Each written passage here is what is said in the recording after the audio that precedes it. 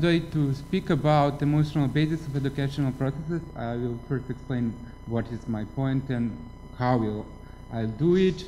And I'm not starting from, let's say, perspective of educational sciences. I'm trying to use some theses from philosophies of emotion, which have some consequences for understanding interpersonal relations in education. And I hope it could be interesting for the discussion.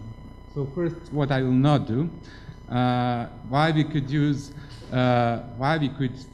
should study emotions when we talk about education, and most common reason is to see how they influence educational processes, how we can have better effects in education, better gain knowledge and so on, and that could be called emotional economy, and this is something that I will not talk today. Very similar we can study what empirical scientists usually do, particular emotions, see how, again, mostly use it for emotion economy, see how particular emotions, fear, guilt, and so on, influence learning, and or make some scientific valuable conclusions from it, and that is also something that I will not do. I will start from typically philosophical presupposition that every interpersonal relation is emotionally correlated. So love is specifically correlated to someone, romantic love is specifically correlated, love between parents and child is specifically correlated, my relation to my chief is specifically emotionally correlated, and I want to try to see even indifferent interpersonal relational colored with indifference, so I want to try what essential emotional color is needed for educational processes. And also there is one reason to be connected in this study with emotion, and that is something from which I will start because I make on blind empirical. I will start from zero and not entirely from zero. I will start from normative issues related to education and see which emotions are connected with it or should be connected with it. When I say normative reasons, I here relate to Tamar Shapiro, but I would say it's relatively common. That is to ask about the education question why in any time you should relate to someone as that person is lacking some kind of authority, as not in the same way responsible as you, and as you having or feeling that you have some kind of obligation to help this person or to educate this person. Tamar Shapiro mostly takes this question about parent-child relation. It's obvious how strongly this works, and her answer, you can agree with this or not, but I will not address this here, is that this cannot be merely empirical biological question, but normative issue. That means that it cannot be explained merely by natural sciences why we take someone less responsible than we are, or not in the same way responsible as we hold ourselves responsible. Shapiro is a bit Kantian, and she takes that main point with these normative issues that children lack a kind of autonomy, or what she called constitutive authoritative will. So children could choose, could make their own choice, could adopt principles, but this is not strictly structured as kind of a single individual perspective, which person treats as their own. For her, that is the main problem why the parents won't have an obligation to help children to adopt this kind of authoritative will. She's not kind of saying that there is only one way to adopt your will, or not having a, so to say, positive theory of freedom, but just that this is the way that children lack, or that we treat them as they lack. And in my point, I will go further. I'm not so much interested strictly in this kind of autonomy. I think that this is the phenomena we have anywhere where we have kind of communities of respect, communities in which we respect one another in a pretty much equal way, if this person become a member of community of respect and accepted the norms of this society. So for example, when you are going to sport club, to yacht club, to music band, or specifically here relevant, academic community is one community of respect until you came to be equally dignified and respected member. You can be near that, for example, a PhD, but others will feel that they have a different kind of responsibility to help you, for example, your tutor. And here, Shapiro addressed something that she called problem of childhood. And that is not entirely new. It could be said that problem of education is certainly present in 17th and 18th century problem how we educate freedom. But in her formulation is that this kind of authoritative or autonomy cannot come from external reason, cannot be pushed by teacher, or this reason cannot be given externally. But on the other hand, it cannot be repetition of action prior to having this kind of autonomy. Her own solution is play. We heard about play from Nemena yesterday, and something similar from Una and Southeast Finland, because play is also a very old-fashioned solution from 17th century aesthetic. Wherever you have combination of rhythm and norm, put the play inside and it will work. So Shapiro obviously also thinking for her the play concretely is what the child do by trying to act on its own and then adopting the principles which could be adopted in play. But Shapiro then added that parents should do what might be called two-pronged strategy. In addition, they do reward and punishment, and function of reward and punishment is to correct already adopted principles and motives, which are by presupposition given by Shapiro self-interested, but they should be morally corrected. And the other way is justification and explanation. So when child plays, she will adopt some principles but probably not understand what is actually going on. She will adopt some kind of fairness but not understanding what fairness is. And explanation and justification should be a try to children to explain what principles they actually adopted, and or invitation to adopt new principles in a game. So you're explaining what fairness is and try to push them into play to adopt it on their own. But there are also a lot of problems with this. One is how we know that child is playing or doing something seriously. Usually we don't know, and we came again to give them, let's say, reward and punishment for playing or the opposite way. But more serious problem is that how we can motivate a child with this two-pronged strategy. When we are doing reward and punishment, we are actually given external reason, and it is pretty much the same with justification and explanation under the proposition that child has already doesn't have explanation and justification. So it seems that this goes to the circular argument because it goes back to the problem of the childhood. But it is not so black. One of my main points, and I here refer to Bennett Young, who criticized Shapiro for that, and in the what follow I will explain some Young conclusions.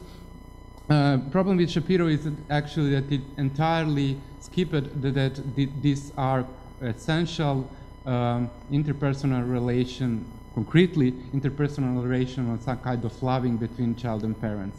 And these things function in real life exactly because of existing interpersonal relation between child and parents, and not accidentally. And this interpersonal relation is not an addition, but on the way how it can function. So I will start to explain it. So basically we speak about caring for someone, and caring for someone basically means that someone, in this case teacher and learner, someone is the focus of someone's attention and has some significance or import.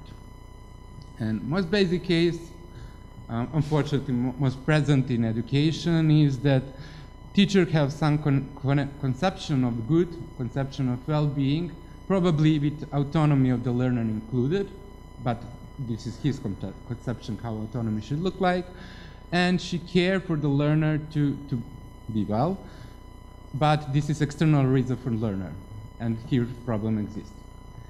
But if we try to think that learner is agent or should be agent with some kind of therapeutic trust, then learner also thinks that she cares for. So for example, child have some conception of fairness that she cares for, also probably not understanding what fairness is, and later cares for going on volleyball games and listening some kind of pop music and being committed to it, or at some point of development having strong commitment for doing a PhD thesis on one topic that probably could not be adopted in a usual educational system. So what means to care for an agent as such? This is one thesis. That means the teacher should care for the things learner care in the way learner care for. So what does it mean in example? So father who goes with his daughter on a volleyball game would be frustrated if the game is lost in a way the daughter is frustrated, and that is so-called second order care. Even if father personally don't like volleyball, he is not frustrated on his behalf but on her daughter's behalf. Why is this important? Because it's the only way how the autonomy enters into care, to care for what other care for, what's part of the other personal identity and evolutive perspective, and not my idea what this person should be, which is external to her. So once again, why I put beyond care for well-being in my title, you can easily see the difference in the care for well-being, merely for well-being. The whole set of cares that learners have is out of the story. Of course, these things with conflict in teacher's head or in father's head. Father will have conflict that his daughter is going to volleyball games when he wants, let's say, to play piano, and this conflict will go to the solution. But the point is that only access of care to care for another being as an agent is to care for his cares. And that's why I put this first thesis, which I found important, that if education is to function, teachers have to have emotional capacities to care for what learners care for. And if that's not being the case, then care will certainly undermine learner's autonomy. So it will simply be a force of external reason put it as a pressure on him, which even if he adopt it, he will adopt it as from the wrong reasons. And even if it not undermine the learner's autonomy, it will certainly not help for developing it. It is simply not directed to an autonomy without it. But I skipped the most important part why we talk about education, and that is presupposition that teacher knows more. So teacher have conception of fairness which is pretty much complete. He knows what a good person should be, ex hypothesis. He knows how volleyball games are played in some cases. Our PhD tutor should know better how to choose a correct topic and thesis for your PhD. But these reasons are still entirely external to a learner. Learner could hear something from it, but it is not part of perspective. Here we have problem of the child. And things then could go also the other way around, and that's main point. What could be right with problem of childhood and how could be solved. The basic idea is that learner also care for teacher's cares, or it is most obvious in the case of child and parent. So child could care for fairness in a way parent care through probably not understanding. That means that, for example, when teacher or father speak and is frustrated about unfair economy in the world, the child will probably not understand anything about it. but it could be frustrated on teacher behalf because of the unfairness in the world. Through this process, it is certainly that the child will receive some habituation, but that's not my main point here. There are two main points. First one, that these external reasons are now, child have now access to it as her own second order cares. So through the teacher, child care for the things, probably not understand, having it as a non-external part of his evaluative perspective. So, child care for what parent care because of love for her parent, and that's the way how these cares of parents came into child's life, and through the time become adopted, and not as external things that the father said, but only to relation. Love is here important, or care for child's care for parents is here important because it is the only way how this external reason could be assessed as not being, not undermining child's autonomy. So here is the thesis 2. Interpersonal relation between teacher and learner have to be such that learner care for things teacher care for in behalf of her in the way teacher care for them.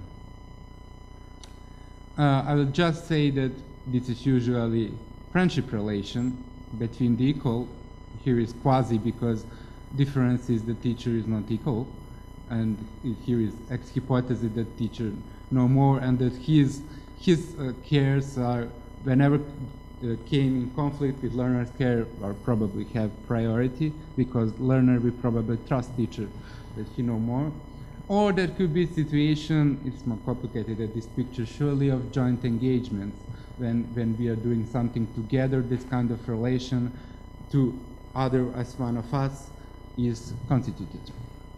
And to just shortly finish, so the summary is that these two theses are main points, and the key point is that we cannot understand educational processes as individualized processes.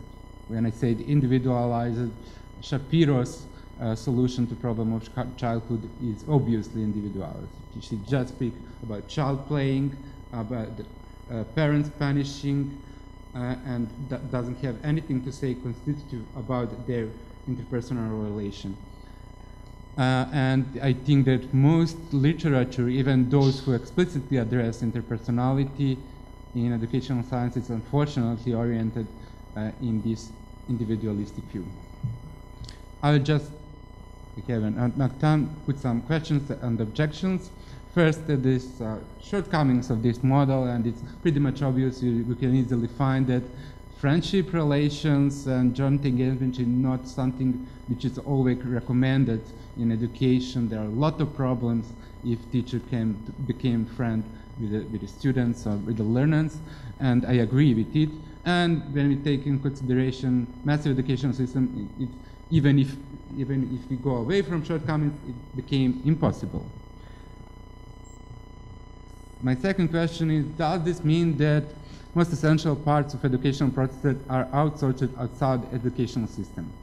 What I mean by that, so the kind of friendship relation that should be build autonomy, function, but they are outside of the educational system in a similar way how the play of the child is outside the relation with the father. So what we could do, we will go further with the educational system, hope that childs or students will build their own autonomy on their own. So probably PhD tutor will hope that PhD student will find his way up by talking with his friends and not with him.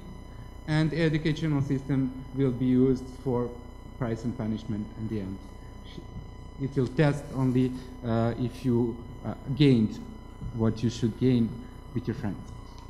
And some objection that could be put, one is that, is this model that I give actually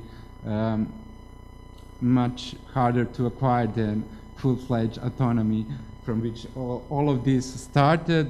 I think this is not, but okay, we can talk about more. And the last one, very general, but I hope that I contributed to it, does actually this perspective of talking about autonomy, identity, freedom, which is a bit old-fashioned, but emancipation included, is have any importance nowadays. So, especially outside academic, I think it's not accident that all examples I gave, I hope it work when we speak about academic life, but I think in all other professions, this concept of autonomy will probably simply not work. And what alternatives, I could just say that the probably more collective and more intersubjective equal work, kind of joint engagements are probably alternative to talking about old-fashioned concept of autonomy. Thank you.